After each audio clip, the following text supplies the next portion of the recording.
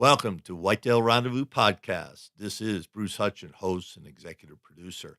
Each week you will hear tips, techniques, strategies, and personal stories from some of the best and funniest whitetail hunters in North America. Hope you enjoyed today's episode. If you do, tell a friend on social media.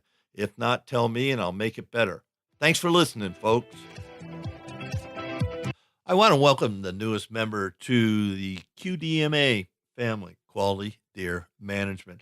In the past, you've heard from Kip Adams, Lindsey Thomas, and others at QDMA, and I wanted to bring in their newest member to help him share with you just what it takes to be a QDMA regional manager. He's in charge of Regional 2, and you'll hear the exact states that takes care of.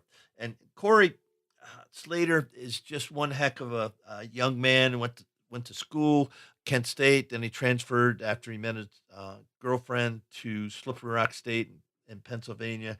And then he decided after graduation as a teacher coach, he wanted to head to Iowa, land of the Giants. Smart move. No kids, wife. Let's move to Iowa. And they did. And that's where he met Bill Winke and spent some time with him and learned a heck of a lot from Bill Winke of Midwest Whitetails. And then moved back to Pennsylvania for family and was checking out whitetail properties. Actually saw an ad for QDMA. And as they say, the rest is history. So sit back, relax, and you're going to really enjoy Corey Slater from QDMA. Hey, folks, I'm with Corey Slater, and Corey's the newest member of QDMA, and Corey's going to tell you all about that. But he's the Region 2 director. So, Corey, welcome to the show. Well, thank you, Bruce. Thanks for having me. I'm definitely very excited about being the newest member here on QDMA.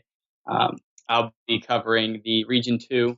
I'll be the Regional 2 director, and that area covers Eastern Ohio, Pennsylvania, West Virginia, Maryland, New Jersey, and Delaware. So that will be the territory that I'm in charge of, and reaching out with those local branches and helping them do their thing. You know, I just talked to a guy in Maryland, and he was telling me some ungodly numbers about deer densities. What's up with that? Yeah, that's a good question. In some parts of the eastern United States, the deer densities are through the roof, and there's just I don't have the exact numbers for you. I mean, I am the new guy on the totem pole here, but there's some pockets that it wouldn't be uncommon for there to be over 20 deer per square mile, and different things like that, where they're just so densely packed in behind neighborhoods and cul-de-sacs where gun hunters can't get in because the restrictions, and bow hunters sometimes find trouble getting permission on the properties. Yeah, you think of that, and I heard you say Eastern Ohio and Pennsylvania, and New Jersey, Maryland, Delaware, and I think West Virginia. That's pretty much suburban, land where the deer herds are. What do you think your biggest challenge is going to be for QDMA as you open up those branches? The suburban hunting is definitely very prominent out here. Where I grew up, it's knocking on doors and getting access to small little parcels of lands behind people's houses and in and around neighborhoods at the end of cul-de-sacs. A lot of our members are that type of hunter. They don't have a big tract of land. And to do something like that, if you want to follow the QDMA practices, forming a cooperative might be the best option for them to ask the other hunters around the area, try to get the land managers to form a cooperative so that they can get on track with trying to be selective on the deer that they are harvesting out there. The small tracts of land are really valuable when you put them all together and get people on the same page working towards the same goal. No, I've heard of cooperatives in Kentucky, Missouri, when I've had other guys and gals from QDMA, and I'm sitting here going, well, a cooperative, yeah, because we got a 40 here and an 80 there and a 100 acres over here, but really we're talking less than an acre in some of this land, aren't we? Right. Yeah. I mean, some people have less than an acre behind their house. And obviously those people, they can be in, and they definitely are not holding the deer on that 1 acre piece. Those deer are going to be all over the place. But when they're on those 1 acre lots, those 10 acre lots and under, you're really just focusing on trying to hopefully have a pinch point on your property, a little funnel that those deer are traveling through that you can just set up. And a lot of those times, the deer are very used to people. I found personally hunting in Pennsylvania and around Pittsburgh, some of those areas behind cul-de-sacs and whatnot, the deer don't mind human scent or traffic quite as much as when you're out in the country a little more. So it can pose some challenges trying to even find deer on those 1 acre pieces, trying to get access to multiple 1 to 10 acre pieces so that you don't really burn one area out. But at the same time, the deer are used to seeing people all the time. They're coming into backyards, dealing with dogs and pets and kids in the backyard all day long. So they're a little more relaxed around the people I've found, but definitely poses some unique challenges there. Sure does. And for the people that might not know, talk a little bit about your co-op program and how that works and why it works. And if somebody's interested in talking with you, how to get in touch with you. Okay, so the cooperative program pretty much boils down to getting like-minded individuals together and managing a larger chunk of land than you have access to on your own.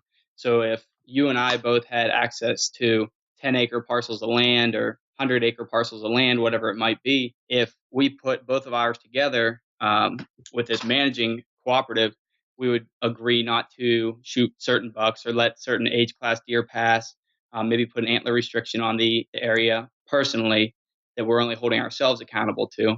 It doesn't give you access to hunt on my property. It doesn't give me access to hunt on your property, but it gives us a better chance at reaching and developing the habitat for the deer overall to keep them between our two properties, expanding on to try to get the most properties involved that we can.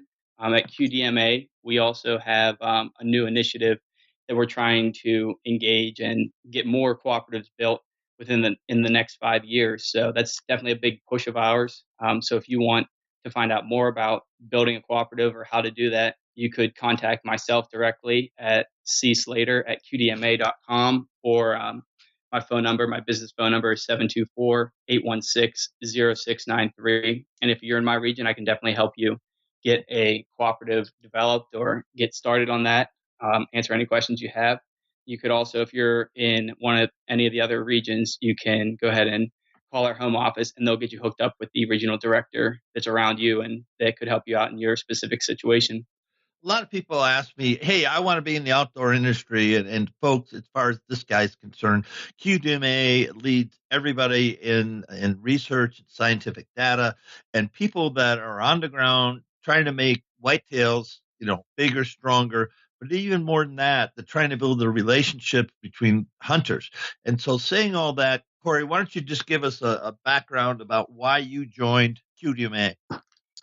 Growing up, I actually was very fortunate and lucky to have a few large tracts of land to hunt on, and the landowner was very not involved in QDMA as the organization, but followed quality deer management principles. He was heavily read on things like of that nature, and I was able to kind of mentor and learn from him. And as I got older, when I started getting to high school and was able to drive around to my own hunting spots and not have to be driven by an adult or mentored by an adult, I started doing a little bit of my own research. I would read all the time on just different whitetail habits and different studies that have just come out. And time after time, it was QDMA that was publishing these studies. So I became familiar with QDMA as an organization. I was reading a lot of the stuff that was coming out for them. When I was in college, I always wanted to be in the outdoor industry, but didn't quite know how to do it besides having a hunting show and being on television.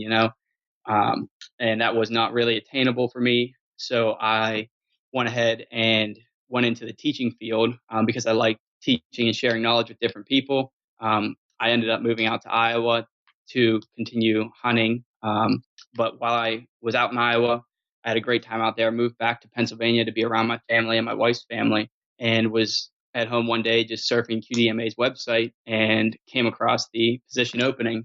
and it had been a job that I'd looked at before, but one of the regions that were open when I got out of college was down south, kind of by their home office in Georgia. Nothing was up here by me or in Iowa, wherever I wanted to go to.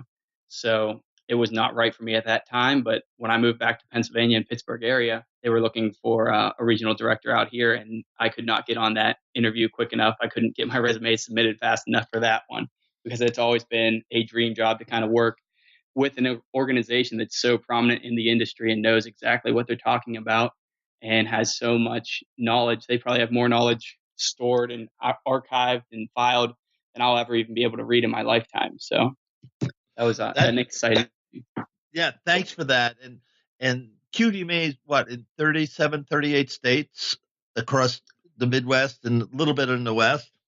Right. Yeah. So you take right out. I think we just went over a map on a meeting we had the other day that kind of drew a red line straight up and down through the western part of Kansas, all the way up into Canada and down to the U.S. border. And it said that most everybody who is involved in QDMA or is most heavily involved in QDMA is east of that line.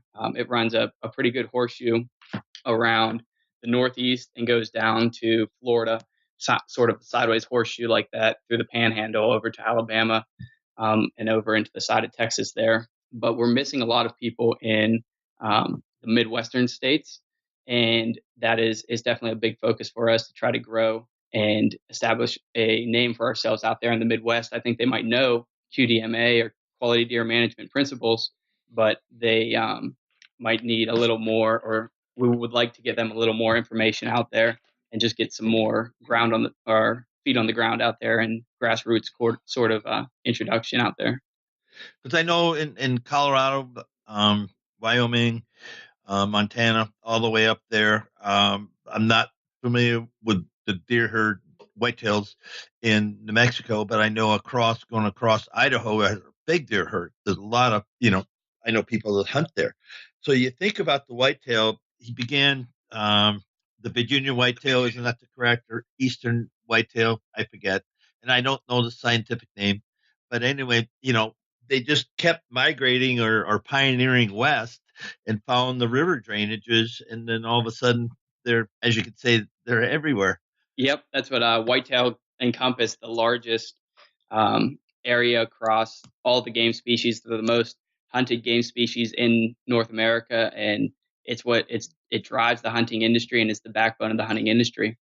Well, you're in Pennsylvania, and what, almost 1 million people go out for your gun season. Yeah, we are just under 1 million, and it is a very heavily hunted state. It's for the first time ever, actually, in 2015, if I'm quoting this right. In 2015, for the first time ever, Pennsylvania actually, the majority of our buck harvest were not year and a half old deer; they were actually older. So all years prior to 2015, the buck harvest in Pennsylvania has been predominantly year and a half old bucks. And in 2015 was the first year that had kind of evened out. It didn't drop a great deal, but it evened out with older age class bucks being harvested. So that was some promising information that just came out in the most recent report. And that's good for everybody. And folks, if whatever you want to hunt or put on the ground, go ahead. It's your hunt, it's your deer.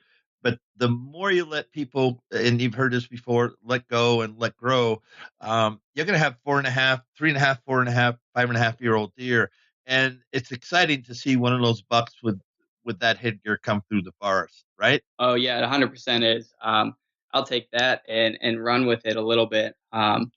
When I was growing up in Pennsylvania, and pretty much every deer that I had harvested growing up was a 1.5 or 2.5 year old buck. I would say I would like to think they were 2.5 year old bucks. A couple of them might have been 1.5 year olds, but once I graduated and I got off to college and went to establish myself, first thing I wanted to do was move out to Iowa because that's what everyone hears, the land of the giants.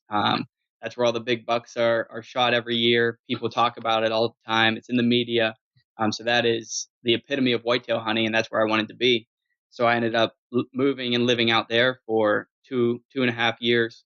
and getting some good seasons put in over there. And if it wasn't for family back here in Pennsylvania, I would probably still be out there. Let's talk about why you think there's such large bucks in Iowa. All counties. People get enamored with. I think it's zone what two below the zones below I-80. They get enamored with them, but I've hunted north of I-80 and did fairly well. Yeah, so when I looked for jobs out there, I was enamored with that as well. South of I-80, that's all the school districts I applied in. But there's also good hunting north of I-80. You get up north of Des Moines right there. There's some pretty good bucks that are killed all the time on a consistent basis. And then even northeast Ohio is a giant big buck hotspot for sure. I think why these deer are getting so big, part of the reason is they have very good nutrition, and they're eating literally what everybody feeds their cattle every single day. They're eating corn and they're eating beans for their entire livelihood. And these deer just have everything at their disposal that they can. Another thing they have on the deer side is not a million hunters like we have out here in Pennsylvania. I'm not sure the exact number of hunters out in Iowa, but from personal experience living there, the archery hunters, there weren't very many of them in the region that I was living in, and the gun hunters went out for a very short season in the first gun season there. They would go out and just hunt hard that weekend. It's in essence, it's a long weekend. They would hunt hard then. Second season gun hunters would come out after that. It would be a little bit less of the numbers on that. And then there was really no more guns in the woods for the rest of the year. So you only had a 2 week period of gun hunters. Obviously late muzzleloader, but that's a different type of hunter that's out there, and it's not the predominant. Most everybody going out for gun season is when the most people are in the woods. But there is less hunters out there in Iowa, and they have it allows those deer to get by year after year and grow to that age class where they're supporting bigger bodies, bit larger antlers, and just reaching their maximum and genetic potential. Why don't you share just a couple of thoughts or tips for people that are wanting to hunt mature bucks? So when I was first starting to focus on mature deer, I really didn't know much. So definitely go over to QDMA's website, and there's plenty of information over there. This year, actually, I've adopted a new technique. I don't know if any of you have read about it or seen the talk in depth explanation. Go ahead and look that talk up by Ryan, because he presented down at the QDMA convention this year down in Louisiana, and that was one of the better talks that I had seen or heard in my entire life. I always thought thermals was for elk hunters. I always thought it was out in the western on the mountains with the big topography rolling around, but it affects it all over the country to a certain degree. And that, looking back, that's why a lot of the big mature deer that I was hunting, that's why they didn't show up when I thought they should show up, and why they would show up on the other side of the field instead of where they'd been coming out every single night next to my tree stand.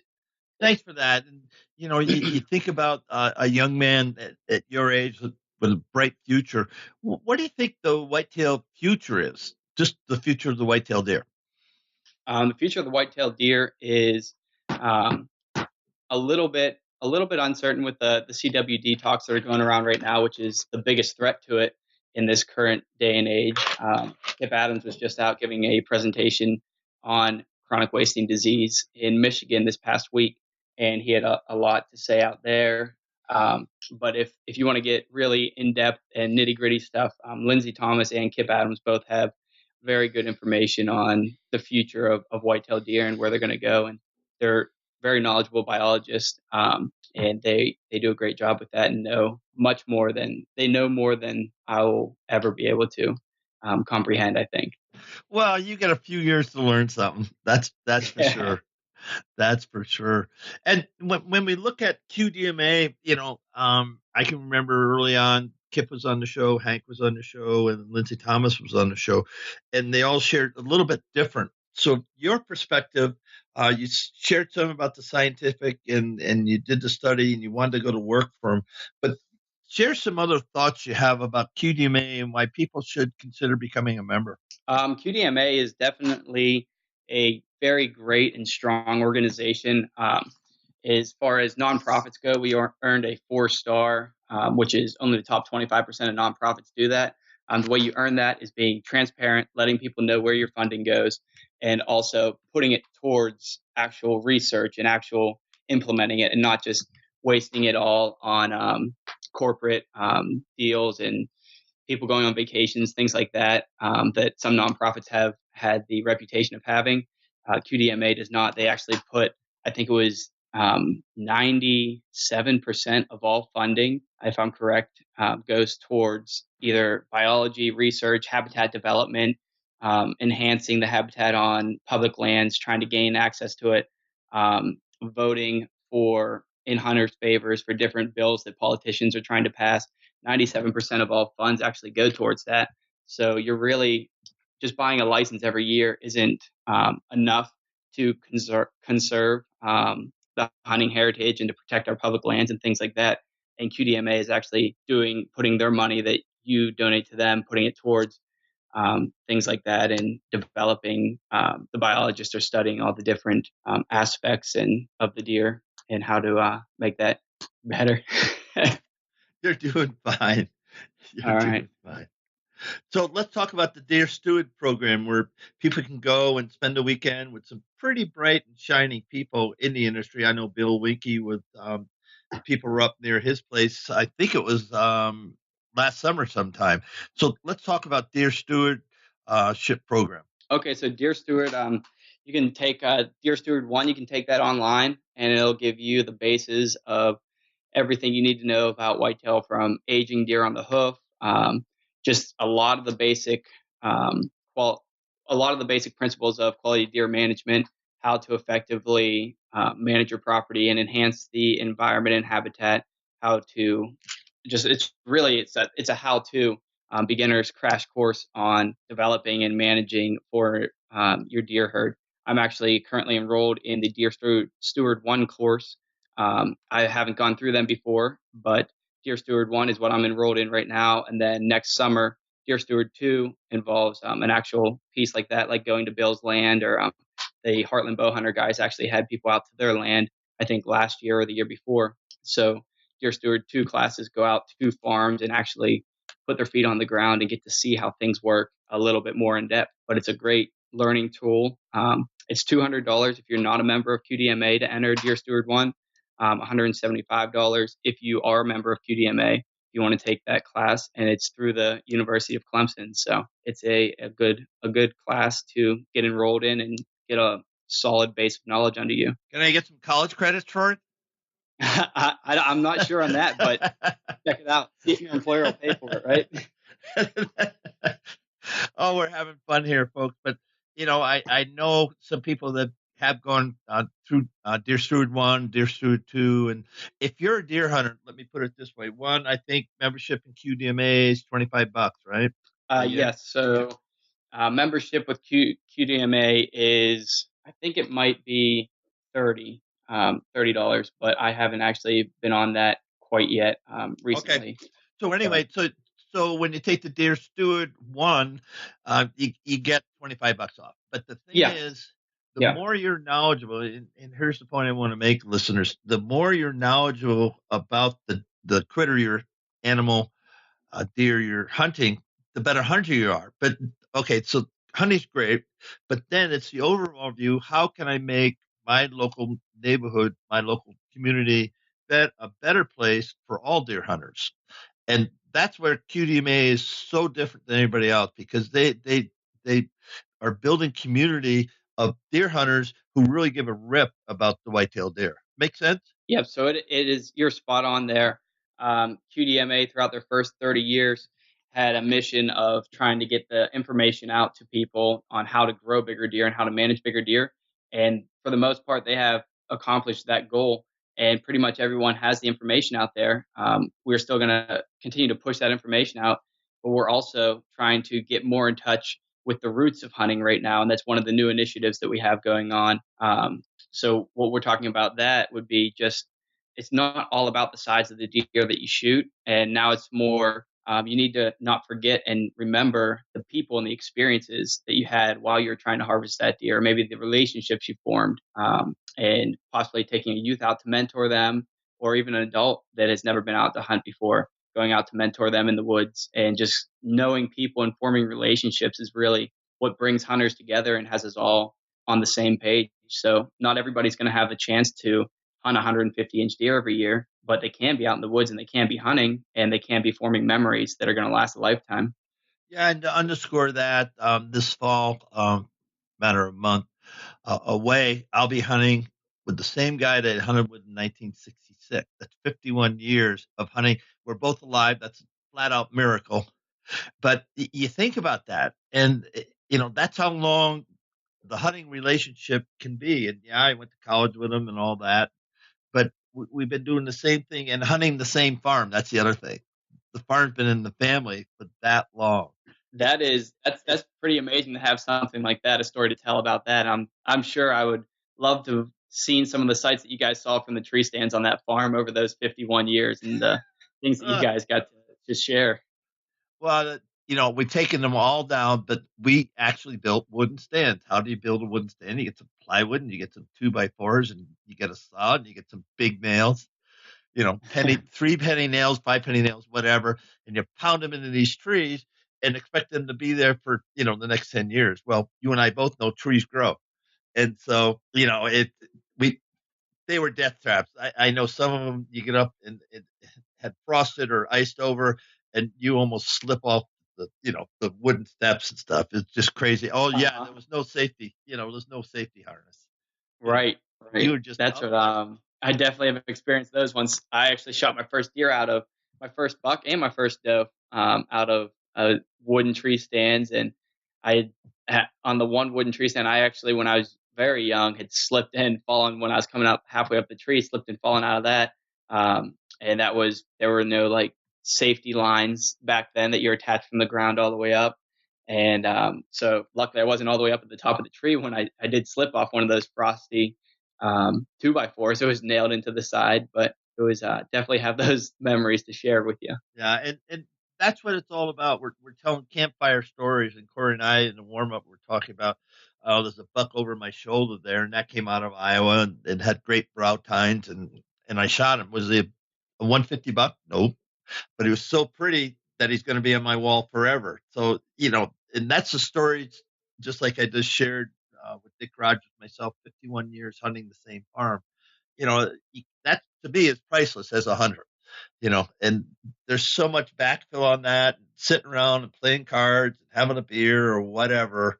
And, that's part of the tradition of Wisconsin 9-day gun season, but it's a tradition that everybody lives, whether they do it for 3 days or whatever, but they get together, they look forward to it, brings families together. And that's kind of cool, I think. Yeah, it's definitely something a lot of people look forward to. I know I did every year going up to deer camp, and just you'd come back in after your morning hunt, you'd sit around the fire, someone would be cooking up back straps from the deer they got the day before, or they'd be sitting there cooking up, passing out some summer sausages they made from their archery deer, telling stories about hunting and where they had been that year and years past. As a young kid, I remember just sitting there and listening to all the adults talk and just could not believe some of the stories that some of them had. And yes, they were a lot of them exaggerated, but that's part of the fun of it. You just get to know people's personalities, and you get to know a little bit about everyone, and you share those long weekends where you're up at deer camp and just reminiscing over years past and what you're going there now. And folks, that's pretty much what Corey and I wanted to share today. One about QDMA, two about his role out there in Region Two, and three, the whitetail tradition. So with that, Corey, if you want to give some shout outs, have at it, and then we're going to wrap the show. All right. Yeah, so I definitely want to give a shout out to my wife.